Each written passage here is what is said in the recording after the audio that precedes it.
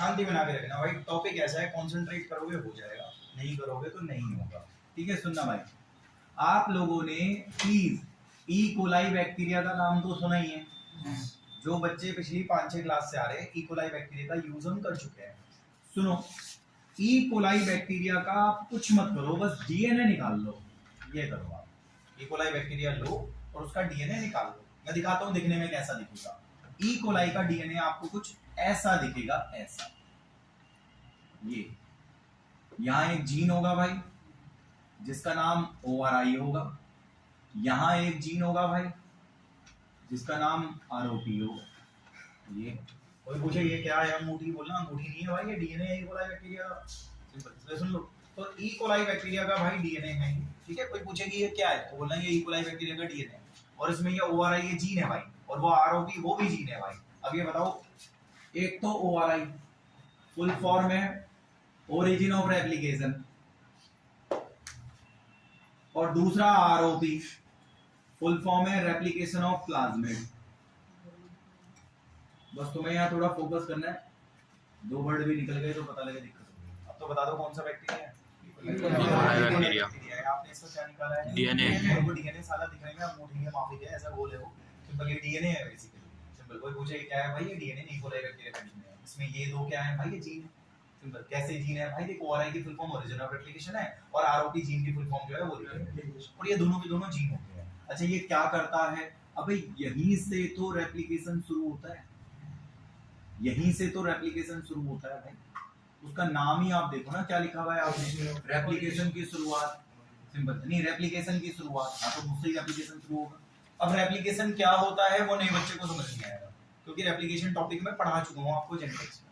Simple है, मगर हाँ यहाँ से रेप्लिकेशन का प्रोसेस शुरू होता है, और रेप्लिकेशन करवाने के लिए आपको जरूरत पड़ती है भाई कुछ प्रोटीन्स की, और वो प्रोटीन बनाने का काम मैं करता हूँ योगेश भाई। मैंने कहा मतलब तू साले प्रोटीन बनाएगा, इसलिए लिखा हुआ है कि U कोड फॉर प्रोटीन, तो प्रोटीन बनाएगा। U code for ROP code for protein, ROP protein बनाएगा, and this protein required for replication. Simple, इनकी जरूरत पड़ेगी रेप्लिकेशन की। अब आपके सामने 3 चुनौतियां होंगी भाई। सबसे पहले कोई पूछेगा ये क्या है, ये ई कोलाई का डीएनए है। उसके बाद कोई पूछेगा इस पे जीन, हाँ इस पे 2 जीन है, एक ORI फुल फॉर्म बताना, ROP की फुल फॉर्म बताना, और उसके बाद उन जीनों का काम ये है कि भैया एक जीन तो रेप्लिकेशन कराएगा। रेप्लिकेशन क्या है वो मैं पहले पढ़ा चुका हूँ। सिंपल, तो एक जीन तो रेप्लिकेशन कराएगा, लेकिन वही रेप्लिकेशन कराने के लिए जो भी आपको प्रोटीन चाहिए वो मैं बना दूंगा। सिंपल, हम इससे बुक में देखते हैं, मैं इतना सारा बता रहा हूँ, बुक के अंदर इतना सा लिखा हुआ है। आप एक काम करो, किताब में आ जाओ, चैप्टर में जेल इलेक्ट्रोफोरेसिस याद है कहाँ था? कल तुम्हें याद है तुम कल कहाँ पढ़ रहे थे? वो पन्ना उससे उल्टा पलटवा, जो कल पेज आप पढ़ रहे थे ना, उस पन्ने को उल्टा पलटवा। एक रिंग बन रही है, रिंग बन रही है ना भाई। रिंग मत देखो, मैं अपने आप समझाऊंगा तुम्हें। रिंग मैं छोड़ूंगा नहीं उस रिंग को। आप एक काम करो, रिंग के नीचे डायग्राम का नाम लिखा हुआ, रिंग के नीचे डायग्राम का नाम है, और उस नाम में ढूंढो नहीं, उस नाम में ढूंढो कहाँ लिखा हुआ है ROP कोड फॉर प्रोटीन, जिसकी जरूरत पड़ेगी रेप्लिकेशन कराने। एक जगह लिखा होगा भाई, रिंग के नीचे डायग्राम के नीचे नामकरण है ना, उसमें लिखा हुआ है ROP प्रोटीन बनाता है, ROP कोड फॉर प्रोटीन, और उसकी जरूरत रेप्लिकेशन के टाइम पे पड़ती है। ठीक है, that is required for replication, ऐसे करके लिखा होगा। ये बात आपकी इतनी खत्म हो गई। मैं अपनी इच्छा से एक बार फिर से बोल रहा हूँ, मुझे ना लगे साले मैं कुत्तों की तरह मेहनत नहीं कर रहा, तो भाई मुझे लगना चाहिए मेहनत भी कर रहा हूँ भाई। कोई पूछे क्या ई कोलाई का डीएनए, अच्छा ठीक है, इसमें 2 क्या है भाई, ये जीन है, इनकी फुल फॉर्म ORI की देख ले और ROP की भी देख ले फुल फॉर्म। करते क्या है ये रेप्लिकेशन करवाता है, और रेप्लिकेशन के लिए जो भी प्रोटीन चाहिए वो भी बना देता है। इट्स ओके, छोड़ दिया। आ जाओ आगे देखो दोबारा से। ई कोलाई बैक्टीरिया है, हाँ सर ई कोलाई बैक्टीरिया है। इसको मैं डाल रहा हूं एक दवाई में, दवाई का नाम है एम्पिसिलिन। इस दवाई में डाल रहा हूं भाई, दवाई बोले एंटीबायोटिक। उसके बाद मैं इसको डाल रहा हूं एक और दवाई में जिसका नाम है टेट्रासाइक्लिन दवाई, ये है। अब मैं साइड में आपके लिए कुछ हिदायतें भी लिखता हूं कि आप क्या कर सकते हो और क्या नहीं। सिंपल, देखिए ई कोलाई बैक्टीरिया है, आपने उसको पहली कौन सी दवाई में डाला है? एम्पिसिलिन दवाई में डाला आपने। उसके बाद आपने कौन सी दवाई में डाला? टेट्रासाइक्लिन में। भाइयों ऐसा भी तो हो सकता है कि आपको ये दवाइयां बाजार में ना मिले। मैं दुकान में गया, मैंने कहा भैया वो दवाई है, कहता नहीं भैया ये खत्म हो गई, परसों मिल जाएगी।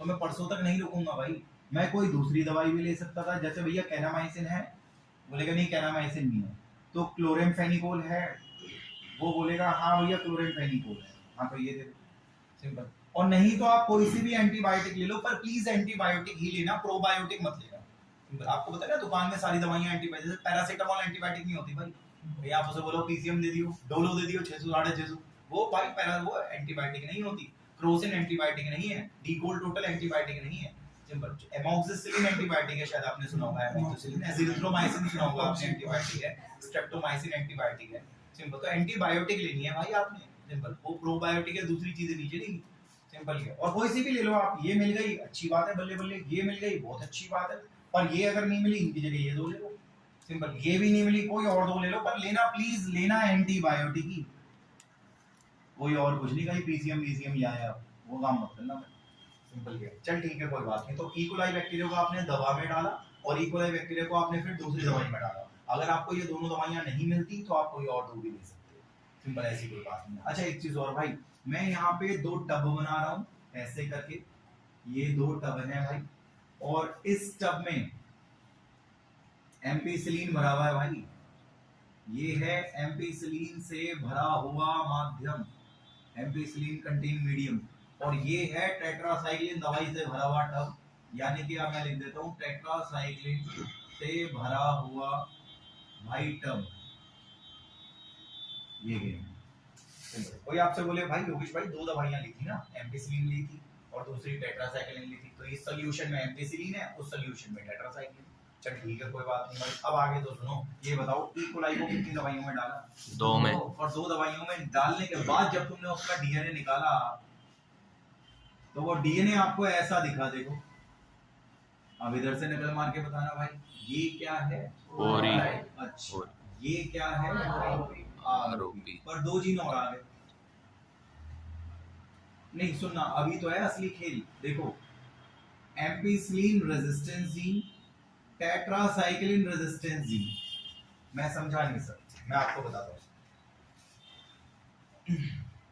चलो ऐसे, एक है आदमी, एक बच्चा आता है पढ़ने में, नाम नहीं ले रहा उसका, शायद आप जानते हो उसे, तो इसलिए पर्सनैलिटी किसी की रिवील करना ठीक नहीं है, हिडन रखता है। एक बच्चा है यहीं आता है, उसके पापा का पता है क्या काम है?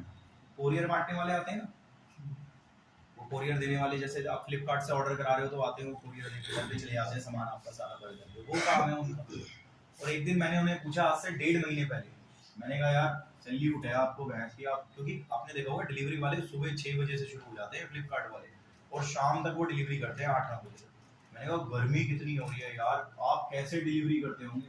और वो जो टम्पू ट्रक से लाते हैं ना डिलीवरी वाले, उनमें एसी नहीं होता आगे, आपको बताओ शीशे नीचे करके एक हेल्पर होता है वो भाई। मैंने कहा भाई इतनी गर्मी, तो उन्होंने सिर्फ एक बात कही, उन्होंने कहा शुरू में दिक्कत होती थी, लेकिन अब तो आदत सी हो गई है, क्योंकि रोजी रोटी तो चलानी है सर। मैंने कहा हाँ जी देखो सबकी अपनी अपनी सिंपल है। बट मेरे को ऐसा लगता है कि मैं यहाँ पे आपसे एक बात कहूंगा कि मुझे ऐसा लगता है कि वो अंकल जी ये बात कह रहे थे कि गर्मी में काम कर करके अब उनमें शायद गर्मी के लिए रेजिस्टेंस आ गया है, सिंपल, तो अब उन्हें दिक्कत नहीं होती, सिंपल। यमुना विहार के हम जिमों में जाते हैं, यहाँ के जिम एसी वाले हैं, लेकिन आपके मोहल्ले के लोकल एरियाओं के कई जिम ऐसे हैं जिनमें एसी नहीं होता, वो देसी जिम होते हैं। जब हम वहां जाते हैं तो वहां हम तो 1 घंटा जिम करके आ जाते हैं, लेकिन जो वहां का मालिक है, जो कोच है वहां का, वो तो उसी गर्मी में करा रहा होगा ना, सुबह 6 घंटे शाम को 6 घंटे। उससे बात करी आपने, उससे पूछा आपने, अबे तू यहाँ 6-6 घंटे सुबह शाम गुजारता है यार, एसी वेसी कुछ नहीं है, मैं पंखे भी दूर दूर है, और वो भी ऐसे चलते हैं कि देख के दया आ जाती है, भैया तुम रहने दो, तुमसे नहीं हो पाएगा भैया भाई। तो वो क्या, वो भी यही कहता है कि भाई अब तो आदत सी हो गई, उनके तो गमोरियां भी नहीं होती सालों में उसी गर्मी में, लेकिन उनमें रेजिस्टेंस आ गया। कहते हैं बच्चे को ज्यादा नहीं पीटना चाहिए, साला ढीठ हो जाता है, ढीठ नहीं रेजिस्टेंस आ जाता है उसके अंदर। तो वही चीज है भाई, बड़े ध्यान से सुनना, ये बैक्टीरिया है, आपने जब इसे दवाई में डाला, मैंने उस अंकल जी को बोला वो गर्मी में काम करते करते गर्मी के लिए रेजिस्टेंस हो गया, एम्पिसिलिन में डले डले एम्पी के लिए रेजिस्टेंस जीन आ गया, सिंपल। टेट्रा में डले डले टेट्रा के लिए रेजिस्टेंस जीन आ गया। एक लास्ट बात बोल के और समझाता हूं आपको, ये देखो, ये एक डॉक्टर है, इसका मैं नाम ले लेता हूँ क्योंकि इसका बच्चा नहीं पड़ता मेरे पास, और ना ये मेरे रिश्तेदार। इसका नाम काफी फेमस है यमुना विहार में, अभिराज सिंह ठाकुर नाम है इसका, शायद आपको कभी इसकी जरूरत पड़ी हो। स्किन स्पेशलिस्ट है ये, और जब भी आप इस पे जाएंगे पहली बार में आपका 2-3 हजार रुपए का कद्दू काट देगा, सिंपल ये। मेरे ख्याल 1000, 1200, 1500 फीस होती गए हो, ठीक है, तो यही होता है यहाँ पे। इसके साथ में दिक्कत क्या है, इसकी दवाइयां जब तक खाएंगे जब तक असर रहेगा, दवाई छोड़ देंगे वहीं आ जाएंगे, सिंपल। और बिल बनाएगा हर बार में मोटा, सिंपल। और इतना हराम ज्यादा है, दवाई वो बाहर नहीं मिलती, उसी के यही मिलती है, सिंपल। ये भी गेम है, ताकि वहीं से खरीदो, पूरा पूरे बढ़िया से बना के देगा 5-6 हजार रुपए की या 2-3 हजार रुपए चिपका देगा आपको। अब दिक्कत क्या है बता रहा हूँ भाई। एक समय पहले ये भाई साहब अभिराज सिंह ठाकुर इसी बेसमेंट में हुआ करते थे, सिंपल। इस बेसमेंट में, इनके बाद यहाँ पे एक डॉक्टर है वीके स्वामी, सिंपल। ये उसके बाद हमने यहाँ पे इंस्टीट्यूट डाला था, पहले वो ऊपर चलाता था, सिंपल। अब बेसमेंट में जब ये चलते थे ना, तो इनकी गणित को मैं समझा, इनकी गणित क्या थी। पीछे इन्होंने केमिस्ट का बना रखा था, जो पीछे वाला रूम है। यहाँ इनके वेटिंग का सेक्शन बना हुआ था, डॉक्टर साहब जी यहाँ बैठते थे थोड़े बार, सिंपल। देख करके दवाई लेने वहां जाना है, वेटिंग वालों के यहाँ पैनल्स लगे रहते हैं, जिनपे नंबर आते हैं, 51 नंबर, वो स्लिप में पर्ची से ड्रामा बना रखा है। और अगर आज ही जाओगे तो नंबर आज नहीं आएगा, कल आएगा, सिंपल। ये भी दिक्कत है भाई, बड़ी समस्या लग रही है इन्होंने। तो इन्होंने ना बाहर दरवाजे पे और गेट पे बड़ा बड़ा होर्डिंग सा लगा रखा था, और उसमें ये लिखा हुआ था भाई, MR not allowed in clinic premises, simple. यानी कि वो फार्मा वाले आते हैं ना, वो बैग वैग लगा के दवाई देने वाले, sir we are from that company, Cipla company, हमारी नई दवाई आई है टाइफाइड के लिए, वो उनको मना करा हुआ था कि भाई हमें तुमसे कुछ नहीं चाहिए, क्योंकि अपनी दवाई दे रहे हैं, सिंपल। अब मैं आपको एक बात बताता हूँ, देखो, आपको मैंने अभी अभी समझाया कि चाहे कोई बैक्टीरिया हो, चाहे कोई फफूंदी हो, या कोई भी कीटाणु हो, ये जो दवाई आप उसको दे रहे हो, धीरे धीरे करके दवाई के लिए क्या आ जाएगा भाई, रेजिस्टेंस आ जाएगा। एक बार अगर रेजिस्टेंस आ गया तो फिर वो दवाई काम करना क्या कर देगी, बंद कर देगी, आपको दूसरी दवाई देनी पड़ेगी।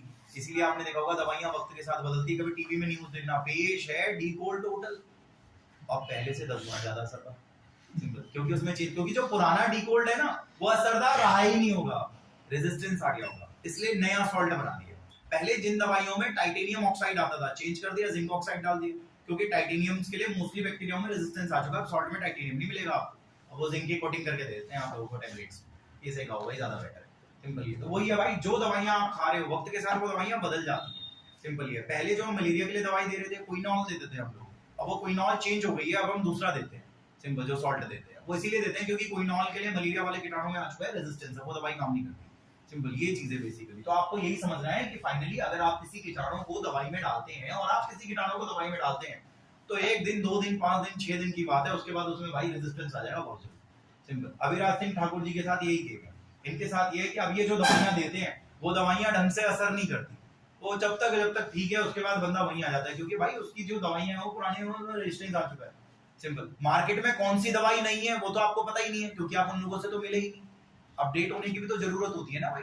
अब सिलेबस तुम्हारा बदल गया, अगर मैं उसके हिसाब से अपडेट नहीं हुआ, मैं तो गलत पढ़ाने लगूंगा भाई, वो पुराना सिलेबस मेरे तो बहुत बड़ी दिक्कत हो जाएगी, सिंपल। इसलिए भाई हमें जमाने के हिसाब से अपडेट होना पड़ता है। तो शायद आपको इनसे 1 घंटे का समय निकालना चाहिए, पूछना चाहिए उनसे, वो आपको बताते हैं कि सर हमारे नया सॉल्ट आया है, उसके अंदर हमने टाइटेनियम की जगह जिंक डाल दिया है, क्योंकि टाइटेनियम के मोस्टली बैक्टीरिया में रेजिस्टेंस, तो मैं और डॉक्टरों से कंप्लेंट आ रही थी कि दवाई असर नहीं कर रही है, तो हमने फिर वो नया बना दिया है, अब वो नई दवाई है, असरदार है। जब ये भी असर कम करेगी तो हम फिर चेंज कर देंगे, सिंपल। ये चीज है बेसिकली, तो वही मैं आपको बता रहा हूँ भाई। तो आपसे कोई बोले तो आप बता देना, हमने ई कोलाई बैक्टीरिया को पहले इस दवाई में डाला, और फिर हमने उसके बाद इस दवाई में डाला। जैसे कि मैंने आपको बताया कि जब हम दवाइयों में डालते हैं तो उस समय में हम दवाइयों के लिए रेजिस्टेंस आ जाता है। क्या आपने इसको भी दवाइयों में डाला था? नहीं, इसको नहीं डाला था, तो फिर क्यों आएगा रेजिस्टेंस, सिंपल। लेकिन जब आप दवाइयों में डालोगे तो रेजिस्टेंस आएगा, क्यों नहीं आएगा? लेकिन दवाई में नहीं डालोगे तो क्यों आएगा? लेकिन दवाइयों में डालोगे तो शायद रेजिस्टेंस आ जाएगा, सिंपल। अब आप फिर से सोचो आज चल क्या रहा है। आज फिलहाल ई कोलाई बैक्टीरिया के ऊपर ड्रामा चल रहा है, सिंपल। ई कोलाई बैक्टीरिया का डीएनए निकाल लिया, सिंपल। इसमें जो ये जीन है ये रेप्लिकेशन करवाता है, इसके लिए प्रोटीन चाहिए, वो बना के देता है, सिंपल। और ये ORI की तो खैर है ही, वो तो तुम छोड़। लेकिन अगर हम किसी बैक्टीरिया को दवाओं में डालते हैं तो दवाओं के लिए रेजिस्टेंस जीन आ जाते हैं। ये एम्पिसिलिन दवाई के लिए रेजिस्टेंस जीन है, वो टेट्रासाइक्लिन दवाई के लिए रेजिस्टेंस जीन है, सिंपल। बहुत आसान है। अगर आप भाई इसमें डालते हैं ना कैनामाइसिन में, तो मैं यहाँ पे लिखता KAN ऊपर आ, क्योंकि कैनामाइसिन के लिए रेजिस्टेंस आ जाता। अगर आप इसमें डालते हैं ना क्लोरामफेनिकोल में, तो मैं लिखता CH चालने के ऊपर R लिख देता, सिंपल। मतलब क्लोराम जो भी दवाई, एजिथ्रोमाइसिन लिखते हैं आप, में AGT के ऊपर रेजिस्टेंस लिख देता, सिंपल। या एमॉक्सी के लिए तो AMY लिखता ऊपर रेजिस्टेंस लिख देता। बहुत कॉमन सी बात है भाई, सिंपल। ये तो ये भी आपको याद रखना है भाई। अच्छा एक चीज और ये बताओ, ये बदला है या ये बदला है? ये बदला है, ये तो नेचुरल है, सिंपल। तो आप लिखो कि ये नेचुरल है, थोड़ी ना बदला। इसको देखो, आप कहोगे ये थोड़ी ना बदला है, ये तो नेचुरल है, ये ना बदला भाई। लेकिन ये बदला है भाई, इसमें जीन आ गए, सिंपल। तो ये बदला हुआ है, ये ट्रांसफॉर्मेंट। ट्रांसफॉर्मेंट का मतलब वो होता है जिसमें चेंजेस आते हैं, सिंपल। जो नहीं बदला वो नॉन ट्रांसफॉर्मेंट है। आई थिंक आपने ट्रांसफॉर्मर्स मूवी भी देखी होगी, जिसमें वो बदल जाते हैं, गाड़ी वाड़ी बन जाते हैं, रोबोट बन जाते हैं। सिंपल। तो ट्रांसफॉर्मेंट्स का मतलब वही होता है जो ट्रांसफॉर्म हो जा रहा है। सिंपल। तू ही तो बदला है, तेरे में रेजिस्टेंस आ गया तो बदल गया यार, पहले तो ऐसा था यार, अब तो ऐसा हो गया। तू तो नेचुरल है, तू थोड़ी ना बदला। सिंपल ये। अब एक काम करते हैं, एक और कहानी लिखता हूँ और फिर उसको मॉडिफाई करते हैं, देखते हैं भाई, क्योंकि आज की क्लास शुरू भी करेंगे। क्लास अभी शुरू नहीं हुई है, ये इंट्रोडक्शन चल रहा है भाई सारा। जब क्लास शुरू होगी मैं बोलूंगा कि यहाँ से आज की क्लास शुरू होती है, उससे पहले आप इसके इंट्रोडक्शन को समझें। बैक्टीरिया कौन सा था भाई?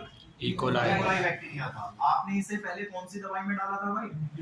एम्पिसिलिन दवाई में डाला था, बिल्कुल सही कह रहे हो भाई। उसके बाद आपने किस में डाला था भाई? टेट्रासाइक्लिन में डाला था भाई, आपने टेट्रासाइक्लिन में डाला था। देखो ये चीज आपके अंदर भी है, मुझे आपका नहीं पता, लेकिन जब आप फर्स्ट टाइम जिम जाते हैं 5 किलो वजन उठाने में भी पड़ जाती है। 5 किलो वेट उठाते हो आप, हो जाता है भाई।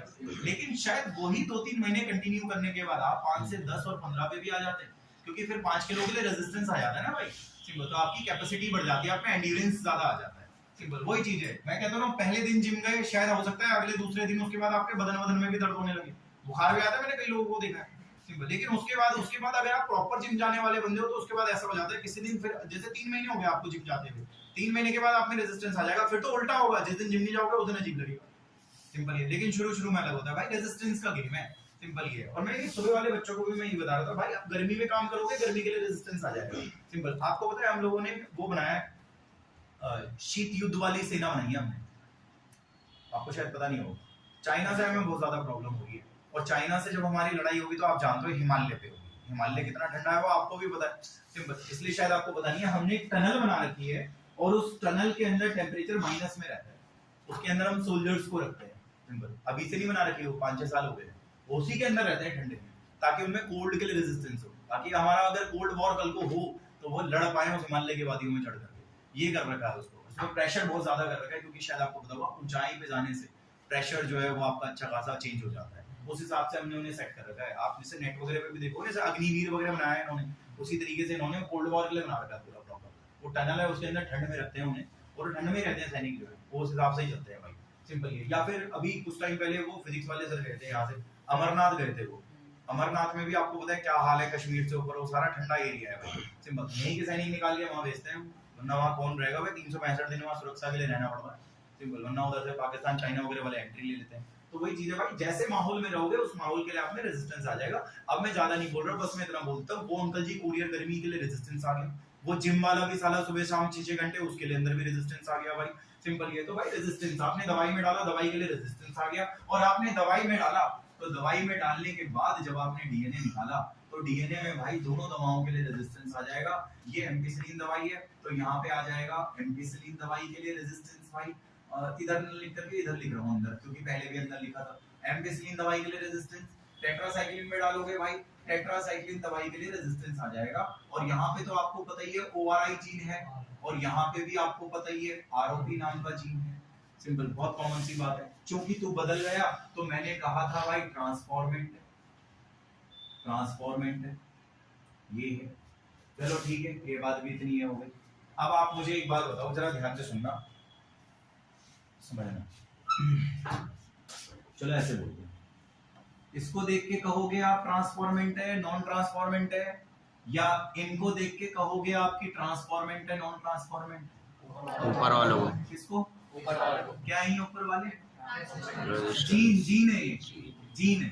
तो बेसिकली इन जीनों को देख के आप कहोगे अरे ये तो ट्रांसफॉर्मेंट है, अरे यहाँ तो है ही नहीं, ये तो नॉन ट्रांसफॉर्मेंट है। अबे तू तो बदला हुआ है, तू तो ट्रांसफॉर्मेंट है। अबे ये तो नेचुरल है, ये तो नॉन ट्रांसफॉर्मेंट है। इनको देख के थोड़ी ना कहोगे ये तो वहां भी है।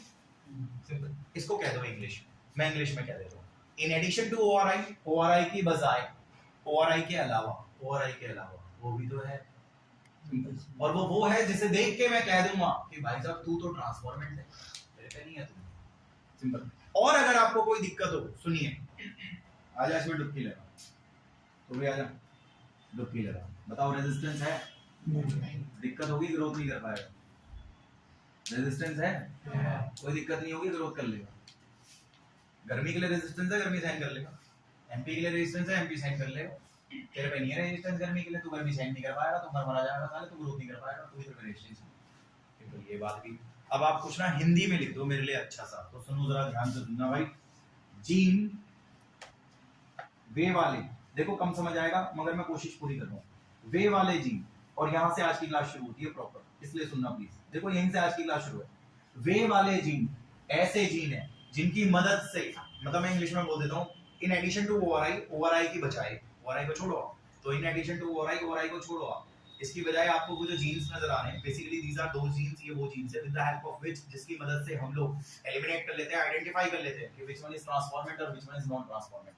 फिर भी अगर आपको कोई दिक्कत हो तो आप एक काम करना, ग्रोथ चेक कर लेना, ग्रोथ तो वो ही करेंगे, क्यों ना करेंगे, रेजिस्टेंस ना है, सिंपल ये। ऐसे जीन्स को बायोलॉजी में सिलेक्टेबल मार्कर कहते हैं। पेपर में 2 नंबर में आने वाला क्वेश्चन है, सिलेक्टेबल मार्कर क्या होते हैं, तो आपको बताना पड़ता है कि selectable marker are said to be those genes, उन जीन्स को बोलते हैं जिनकी मदद से हम औकात बता देते हैं कि क्या औकात है, सिंपल। वहां है तो वो ट्रांसफॉर्मेंट है, नहीं है तो नॉन ट्रांसफॉर्मेंट है। फिर भी अगर आपको कोई दिक्कत हो तो प्लीज आप दवाई में डाल दीजिए, रेजिस्टेंस होगा तो ग्रोथ करेगा, नहीं होगा तो नहीं करेगा, पता लग जाएगा तो क्या, पता लग जाएगा तो क्या। ये बात बुक में दिखा दूंगा मैं आपको, आप किताब के अंदर आओ, टॉपिक देखो सिलेक्टेबल मार्कर कहां लिखा हुआ है, सिलेक्टेबल मार्कर टॉपिक भाई, आराम से पढ़ना फर्स्ट लाइन से, सिलेक्टेबल मार्कर वाला टॉपिक पढ़ना है। बोलो शुरू। इन एडिशन टू ओआरआई, मतलब ओआरआई के अलावा, तो देखो लिखा है आपके इस रिंग के पास, वेक्टर के पास, वेक्टर बोले तो ये डीएनए, तो देखो लिखा है इसके पास ना वो सिलेक्टेबल मार्कर भी है। अब सिलेक्टेबल मार्कर समझ गए होंगे वो जीन, तो लिखा है with the help of which, जिसकी मदद से हम लोग एलिमिनेट कर लेते हैं, आइडेंटिफाई कर लेते हैं कि कौन सा जो है वो ट्रांसफॉर्मेंट है, कौन सा नॉन ट्रांसफॉर्मेंट है। और आगे ये भी लिखा होगा ग्रोथ तो ट्रांसफॉर्मेंट ही करेगा, ऐसे लिखा होगा, selectively permitting the growth of transformant, ऐसे लिखा होगा कि ग्रोथ तो ट्रांसफॉर्मेंट ही करेगा। और आप देख सकते हो बेटा ट्रांसफॉर्मेंट ही ग्रोथ कर रहा है, नॉन ट्रांसफॉर्मेंट तो रेजिस्टेंस नहीं है, कहां से ग्रोथ करेगा, सिंपल। बहुत कॉमन सी चीज है, कुछ नहीं है। मतलब कोई तुमसे ये पूछे ना तो अटकना मत, बस उसे बता देना कि सिलेक्टिव मार्कर हम उन जीन्स को बोलते हैं जिसकी मदद से हम बता देते हैं, सिंपल ये, कि कौन है ट्रांसफॉर्मेंट कौन नहीं है। और फिर भी कोई दिक्कत हो तो आप ग्रोथ देख लीजिए, रेजिस्टेंस नहीं है, ग्रोथ नहीं करेगा, रेजिस्टेंस से ग्रोथ करेगा, सिंपल। बहुत कॉमन सी चीज है। आगे चल रहे हैं भाई बात को लेके, फिलहाल ये मिटा रहा हूं मैं और ये मिटा के बात को आगे बढ़ा रहा हूं, तो थोड़ा सा ये सुनना। अरे वो डीएनए को काटने के लिए एंजाइम होते हैं, कौन से होते हैं, हाँ कौन से, सही कह रहे थे अभी, रेस्ट्रिक्शन एंजाइम। सुनो अब ये भी सुनना भाई, टॉपिक थोड़ा कठिन है। अगर आप चाहते हो डीएनए को यहां से काटना तो बाम H1 नाम का आपको डालना पड़ेगा रेस्ट्रिक्शन एंजाइम, उससे ये यहां से कट जाएगा। अगर आप काटना चाहते हो यहां से 2 इंच नीचे यहां से, तो आपको साल1 नाम का रेस्ट्रिक्शन एंजाइम डालना पड़ेगा, तभी कटेगा, वरना नहीं कटेगा, सिंपल ये। अगर आपको यहां से काटना है इसको तो यही एंजाइम डालना पड़ेगा, और यहां से काटने के लिए यही डालना पड़ेगा। अगर आपको लग रहा है कि वो यहां से नहीं काटेगा, वही वहीं से काटेंगे जाए, अबे मैं बायो ही तो पढ़ाऊंगा यार, मैं इको अकाउंट क्यों पढ़ाऊंगा भाई, मुझे आती नहीं है, सिंपल। स्पेसिफिक हूं मैं बायो के लिए यार, सिंपल। तो वही चीज है, बाम H1 इस पे यहीं से काटेगा भाई, सिंपल। अगर आप उसे कहोगे कि भाई बाम H1 जरा 2 इंच नीचे, वो मना कर देगा, मैं 2 इंच नीचे से नहीं काटूंगा, वहां से मेरा दूसरा बोल काटेगा, साल1 काटेगा। और साल1 को बोलोगे 2 ऊपर से तो नहीं काटेगा, 2 इंच ऊपर से, वो यहीं से काटेगा, सिंपल। अगर आप चाहते हो यहां से काटना है, या यहां से, या यहां से, या यहां से, या यहां से, अलग अलग एंजाइम लगेंगे भाई, सिंपल। जैसे आपको काटना है यहां से, या वहां से, या वहां से, तो आप देखो लिखा होगा PST1 PBO1, डायग्राम देखो ना, आपको डायग्राम में नाम दिख रहे वो PST1 लिखा होगा, PBO1 लिखा होगा, CLA लिखा होगा, हिंद लिखा होगा, E4 लिखा होगा, बाम H1 लिखा होगा, साल लिखा होगा, ऐसे करके नाम लिखे हुए। कोई तुमसे पूछे ना कि ये क्या लिखे हुए हैं, बोलना साले रेस्ट्रिक्शन एंजाइम लिखे हुए, वो डीएनए को वहीं से काटेंगे जहां तीरे बना रखे हैं, सिंपल। यहाँ से साल1 वहां से काटना, वहां से काटना, वहां से काटना, तो हिंद CLA और E4 लिखा हुआ, और यहाँ से तो PST PBU लिखा हुआ, सिंपल ये। तो ये PST PBU हिंद और साल और फाल भाई साहब कुछ नहीं है, साले सारे के सारे रेस्ट्रिक्शन एंजाइम, सिंपल। और रेस्ट्रिक्शन एंजाइम वहीं से काटेंगे जहां से मैंने तीर बना रखे हैं, यानी कि बुक वाले ने तीर बना रखे हैं, सिंपल। ये बहुत कॉमन सी बात है। अब मैं वो ले रहा हूं जो मुझे चाहिए, मुझे इनमें से सिर्फ एक ही चाहिए, बाम H1, बाकी मुझे कुछ नहीं चाहिए। अब तुम बताओ मुझे बाम H1 क्या है, ये बताओ क्या करता है वो, काटता है डीएनए को, वहीं से काटता है जहां तीर बनाया, या उसके आगे पीछे भी काटता है, वहीं से काटता है। तुमने अभी तक कटवाया क्यों नहीं, इसको कटवाओ ना, ऐसे कटवाओ, उसको कटवा दिया। और कटवाने के बाद यहाँ एक दूसरा डीएनए का टुकड़ा जोड़ दो आप, ये जोड़ दिया, लिखो इसे कि ये एक बाहर का डीएनए है, फॉरेन डीएनए, ये है फॉरेन डीएनए, मतलब कहीं दूसरा कोई डीएनए का टुकड़ा है, सिंपल ये। आपने यहाँ पे एक छोटा सा डीएनए का टुकड़ा जोड़ दिया। अब मैं कल वाली बात याद दिलाता हूँ, अगर आप कल शाम आए थे, कल मैंने कहा था स्ट्रक्चर चेंज तो फंक्शन चेंज, ऐसे ही कहा था मैंने। अभी बताइए स्ट्रक्चर चेंज करा आपने, नहीं करा, कर दिया। किसका, टेट्रा का, एमपी का, टेट्रा का। स्ट्रक्चर चेंज होने से फंक्शन भी क्या हो जाएगा, चेंज। रेजिस्टेंस था अब नहीं रह पाएगा, टीचर बोलेगा अरे रेजिस्टेंस खत्म हो गया, हां स्ट्रक्चर चेंज करा ना, फंक्शन चेंज हो जाएगा, सिंपल। पहले स्ट्रक्चर अलग था इसलिए फंक्शन था, अब स्ट्रक्चर अलग है इसलिए फंक्शन है। कॉमन सी बात। टीचर को समझा देना भाई देख स्ट्रक्चर चेंज फंक्शन चेंज, तूने स्ट्रक्चर बदला तो फंक्शन बदल गया, रेजिस्टेंस खत्म हो गया। सिंपल ये चीज। अब आगे और बताता हूँ, बड़े ध्यान से सुनना भाई। ये देखो कल की दो बातें, एक तो ये कि structure change function change, resistance खत्म। सिंपल ये, ठीक है, क्योंकि तूने स्ट्रक्चर चेंज करा। दूसरा कल ही मैंने आपको बताया था डीएनए पे डीएनए जुड़ता है रिकॉम्बिनेंट, नहीं जुड़ता तो नॉन रिकॉम्बिनेंट। तो बताइए उस पे जोड़ा या इस पे जोड़ा? उस पे जोड़ा। उस पे जोड़ा तो रिकॉम्बिनेंट, रिकॉम्बिनेंट। और इस पे थोड़ी ना जोड़ा है नॉन रिकॉम्बिनेंट, नॉन रिकॉम्बिनेंट भाई। सिंपल। तेरे पे तो जोड़ा है रिकॉम्बिनेंट है भाई, तेरे पे नहीं जोड़ा है नॉन रिकॉम्बिनेंट है। पेपर में जब क्वेश्चन पूछता है बड़ा परेशान करता है, कभी तो कहता है ट्रांसफॉर्मेंट रिकॉम्बिनेंट, कभी कहता है ट्रांसफॉर्मेंट नॉन रिकॉम्बिनेंट। बच्चा परेशान, उसे पता ही नहीं है कि ट्रांसफॉर्मेंट रिकॉम्बिनेंट और ट्रांसफॉर्मेंट नॉन रिकॉम्बिनेंट में क्या डिफरेंस है। अभी डायग्राम से क्लियर हो गया। सिंपल ये बहुत इजी है। अभी और सुनो मेरे मुंह से, देखो अब फिर दोबारा सोचो, आप क्लास में शुरू से बैठे हुए, जो लेट आया वो छोड़ो, लेकिन जो क्लास के स्टार्टिंग से उसको पता है किसने क्या करा था। मैंने ई कोलाई का डीएनए निकाल के दिखाया था। सिंपल। मैंने जीन भी बताया, ये जीन वहां भी है और वो जीन वहां भी है, इनमें से एक रेप्लिकेशन कराता है, दूसरा उसके लिए प्रोटीन बनाता है। सिंपल कॉमन सी बात है। अगर आप गर्मी में रहोगे गर्मी के लिए रेजिस्टेंस आ जाएगा, सर्दी में रहोगे सर्दी के लिए रेजिस्टेंस आ जाएगा। उसी प्रकार भाई ध्यान से सुनना, अगर आप एमपी टेट्रा में डालोगे तो उनके लिए रेजिस्टेंस आ जाएगा। सिंपल। लेकिन स्ट्रक्चर चेंज होने से फंक्शन चेंज हो जाता है। आपने जैसे ही यहाँ स्ट्रक्चर चेंज करा, फंक्शन चेंज हो गया, रेजिस्टेंस खत्म हो गया। और आपने इसका स्ट्रक्चर चेंज नहीं करा है, इसलिए इसका फंक्शन चेंज नहीं होगा, उसमें रहेगा रेजिस्टेंस पर। सिंपल सी बात है, ठीक है। और सुनो आगे ध्यान से भाई, चूंकि ये बदले हैं, ये ट्रांसफॉर्मेंट से। सिंपल। और उसके डीएनए पे लगाया तो वो रिकॉम्बिनेंट है, इसके डीएनए में नहीं लगाया, नॉन रिकॉम्बिनेंट। डीएनए को काटने के लिए रेस्ट्रिक्शन एंजाइम चाहिए होते हैं, शायद मैंने कई सारे बताए थे, उसमें से मुझे बाम एच1 चाहिए। सिंपल। अब और सुनो जरा ध्यान से सुनना भाई, बड़ी दिक्कत हो जाएगी। दो साइंटिस्ट थे, एक का नाम था बोलीवर, एक का नाम था रोड्रिगुएज। कल परसों ही मैंने तुम्हें कहा था बैक्टीरिया के डीएनए को प्लाज्मिड भी कहते हैं। बैक्टीरिया का जो डीएनए है, कौन सी फफूंदी का डीएनए है या बैक्टीरिया का डीएनए है, प्लाज्मिड है। सिंपल। और दो साइंटिस्ट थे, एक का नाम बोलीवर, एक का नाम रोड्रिगुएज। एक मिनट, ये 322वां डीएनए है जिस पे हम रिसर्च कर रहे हैं। इससे पहले 321 अलग बैक्टीरियाओं के डीएनए फट चुके हैं, ये तो 322वां डीएनए है। सिंपल। तो हमारा नाम तो आप देख ही लो, हम कौन कौन है, बोलीवर रोड्रिगुएज, दो बंदे हैं। ये 322वां डीएनए है ये हमारा, जिस पे हम रिसर्च कर रहे हैं। इससे पहले 321 अलग अलग ऑर्गेनिज्म के डीएनए पे हम रिसर्च कर चुके हैं, हमारा 322वां केस है। सिंपल। और इसमें हमने लिया है प्लाज्मिड, मतलब बैक्टीरिया का डीएनए लिया है।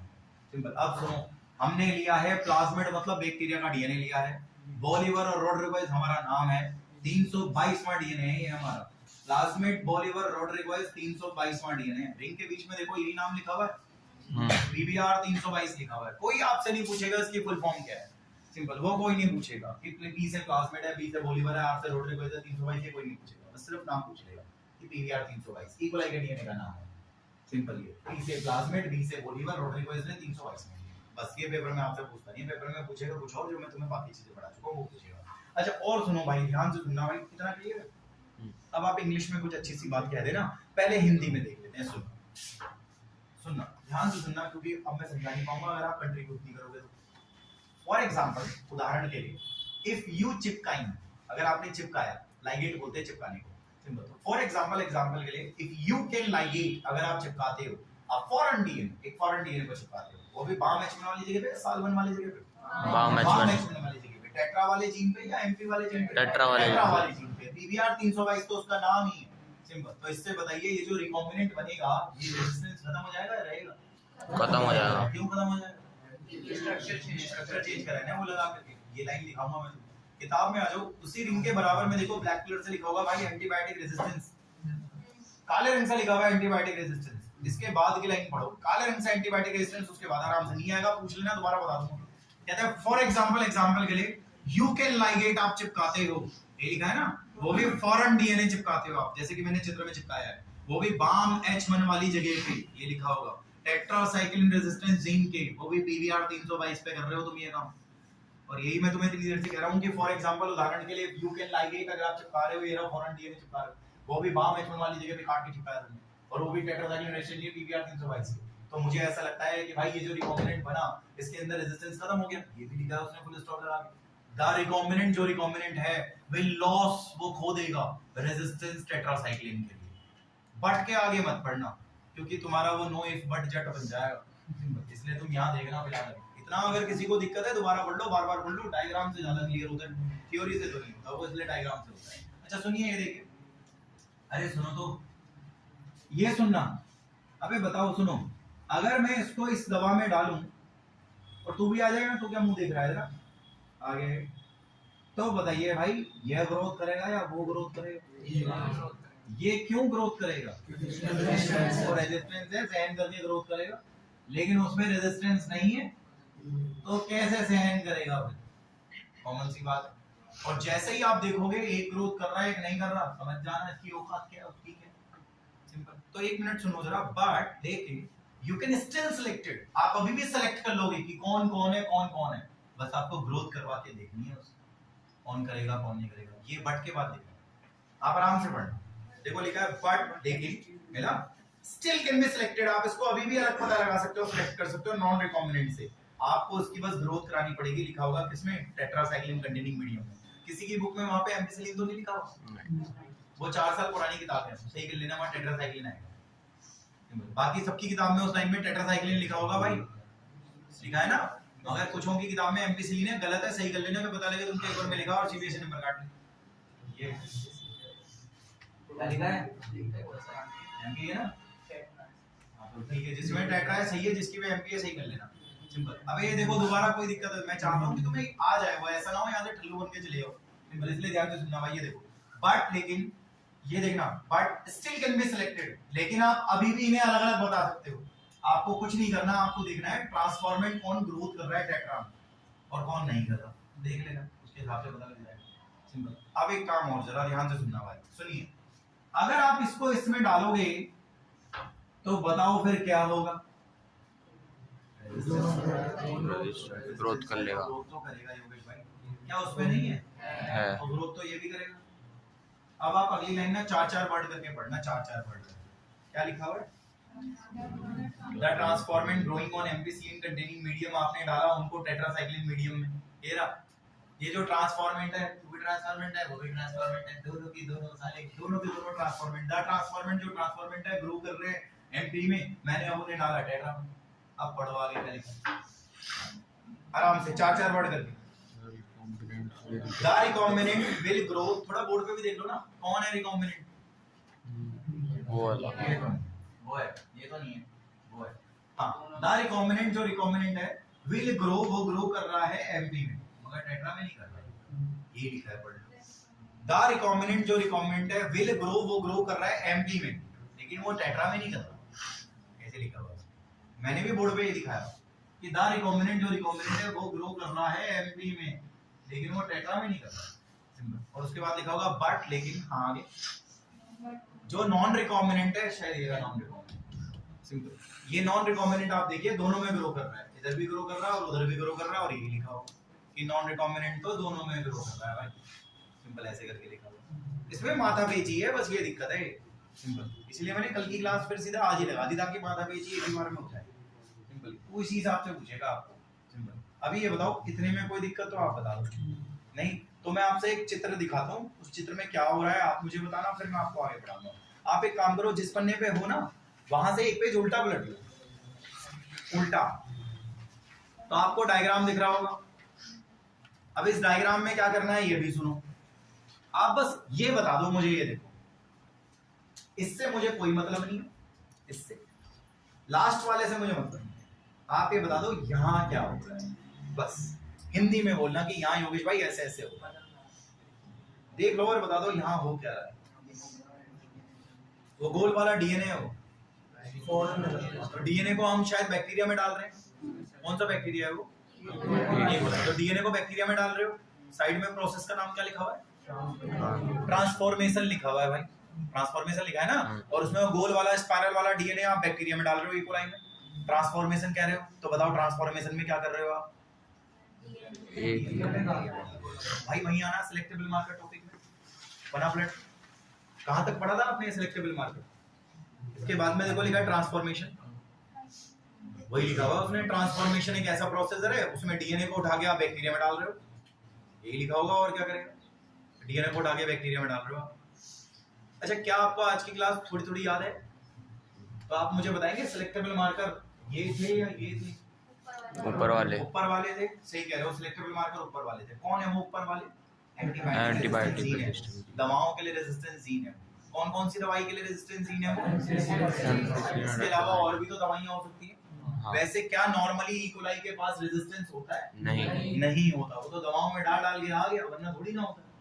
सिंपल ये। तो अब एक मिनट जरा ध्यान से सुनना, मैं आपसे ये कहने वाला हूँ, फाइनली प्लीज ध्यान से सुनना। वो जीन, हाँ वो जीन जिनके अंदर भरा हुआ है, gene encoding English Hindi, gene जिनमें भरा हुआ है English, gene encoding Hindi, resistance भरा हुआ है, जीन इनकोडिंग रेजिस्टेंस, वो भी दवाओं के लिए, एंटीबायोटिक्स के लिए, चाहे ये दो दवाई हो या ये दो दवाई हो या ईटीसी कोई और दवाई हो, यही तो सिलेक्टेबल मार्कर कहते हैं आप इसके बाद की लाइन पढ़ना, ट्रांसफॉर्मेशन के बाद। हाँ, नॉर्मली वो जीन जिनमें भरा हुआ है दवाइयों के लिए रेजिस्टेंस, जैसे एम्पिसिलिन के लिए क्लोरामफेनिकोल, टेट्रासाइक्लिन, कैनामाइसिन, और भी कोई दवाई हो सकती है, यही तो सिलेक्टेबल मार्कर है भाई ई कोलाई में आज। ये कह रहा है, नहीं आया समझ? दोबारा बोलो, आ गया भाई? दोबारा देख यार, ये सिलेक्टेबल मार्कर है या ये ऊपर वाले? तुझे याद है सिलेक्टेबल मार्कर क्या था? जिनकी मदद से आप बता देते हो कि ट्रांसफॉर्मेंट है या नॉन ट्रांसफॉर्मेंट है, यही पढ़ाया था मैंने। तो ये ऊपर वाले सिलेक्टेबल मार्कर है। कौन है ये ऊपर वाले? बता। दवाओं के लिए रेजिस्टेंस जीन है। कौन कौन सी दवाई के लिए? क्या सिर्फ एम्पिसिलिन और टेट्रासाइक्लिन ही ले सकता था, तो और कोई दवाई नहीं ले सकता था? ले सकता था। अब पढ़ दोबारा, देख लिखा है नॉर्मली, ऐसे लिखा है नॉर्मली, साधारण ये बात करें तो जो जीन इनकोडिंग, जिन जीन में भरा हुआ है, इनकोडिंग होता है भरा होना, जिन जीनों में भरा हुआ है दवाओं के लिए रेजिस्टेंस फॉर एंटीबायोटिक, चाहे एम्पिसिलिन के लिए हो, कैनामाइसिन के लिए हो, टेट्रासाइक्लिन के लिए हो, यही तो सिलेक्टेबल मार्कर है ई कोलाई के लिए आज। ये कह रहा है वो। अच्छा ये बताओ, वैसे नेचुरली होता है क्या रेजिस्टेंस? नहीं, वैसे नहीं होता, हमें लाना पड़ता है। ये इसके बाद लिखा है कि नॉर्मली ई कोलाई के पास तो वैसे भी दवाओं के लिए रेजिस्टेंस नहीं होता। लिखा होगा the normal E coli sales do not carry resistance किसी दवाई के लिए, ये लिखा है ना उसके बाद की लाइन में कि नॉर्मली तो नहीं होता रेजिस्टेंस, वो तुम्हें डाल डाल के लाना पड़ता है भाई। सिंपल, आसान है, कुछ भी नहीं है। अब आगे किसी को अभी कोई अटक रहा है तो पूछ लो भाई, सिंपल, बहुत आसान है। गर्मी के लिए रेजिस्टेंस होगा तो गर्मी सहन कर लोगे, एमपी के लिए रेजिस्टेंस है तो एमपी सहन कर लोगे, और अगर भाई रेजिस्टेंस नहीं है सहन नहीं कर पाओगे। तो बहुत कॉमन सी बात है भाई, रेजिस्टेंस नहीं है टेट्रा के लिए नहीं ग्रोथ नहीं होगा, रेजिस्टेंस है टेट्रा के लिए ग्रोथ हो जाएगी। सिंपल, बहुत सिंपल है, और इसी मैकेनिज्म पे ये सारी चीजें चल रही है। अब एक बात बताओ, आपने जो ये उंगलीबाजी करी थी, ध्यान से सुनना भाई, बड़ी गड़बड़ हो जाएगी। आपने जो ये उंगलीबाजी करी थी, ये टेट्रा वाले जीन पे करी थी या एमपी वाले पे करी थी? टेट्रा। तो अब एमपी वाले पे। अब सोचो, अगर मैं एमपी वाले पे उंगली करूंगा, ये सुनो तो, अगर मैं एमपी वाले पे उंगली करूंगा तो इससे एमपी के लिए भी रेजिस्टेंस क्या हो जाएगा? चेंज, खत्म हो जाएगा। और अगर एमपी के लिए रेजिस्टेंस खत्म हो जाएगा तो वो एमपी में भी ग्रोथ नहीं करेगा, नहीं कर पाएगा भाई, एमपी में ग्रोथ नहीं कर पाएगा। समझा देना कि अगर मैं एमपी स्ट्रक्चर बदल गया यार, फंक्शन बदल जाएगा, रेजिस्टेंस खत्म हो जाएगा, ग्रोथ नहीं कर पाएगा। ये छोटे से पैराग्राफ में लिखा हुआ है, और वो छोटा सा पैराग्राफ आपका एक पेज और पलट के, आप एक दो पेज पलटो, एक टॉपिक आएगा, ढूंढो, एक दो पेज पलट के टॉपिक आएगा, एक इंसर्शन वाला टॉपिक है, देखो लिखा है इंसर्शन ऑफ रिकॉम्बिनेंट डीएनए ऐसे करके, और उसमें देखो नीचे लास्ट में लिखा है सिलेक्टेबल मार्कर, उससे ऊपर लिखा होगा एम्पिसिलिन। क्योंकि अब वो ये कह रहा है कि जो उस पैराग्राफ में, पता क्या कह रहा है, जो आपने पढ़ा है वो अब यहाँ लगा दो उसमें, कि आपने वहां चिपकाया था अब आप यहाँ चिपकाइए। सिंपल, चिपकाने से रेजिस्टेंस खत्म हो गया था, हाँ तो हो जाएगा, तो फिर तो ये ग्रोथ नहीं कर पाएगा। हाँ, ये ग्रोथ नहीं कर पाएगा। ये उस पैराग्राफ में बहुत गंदे शॉर्टकट में लिखा हुआ है, क्योंकि पीछे उसने लॉन्ग एक्सप्लेनेशन में आपको समझा दिया है। सिंपल ये। अब बताओ क्या दिक्कत है? सुनो दिक्कत, आपको समझ आ गया सब कुछ, लेकिन जब आप एक साल बाद ड्रॉप ईयर या 2-4 बार इसको पढ़ोगे आप, तब आते हैं क्वेश्चन।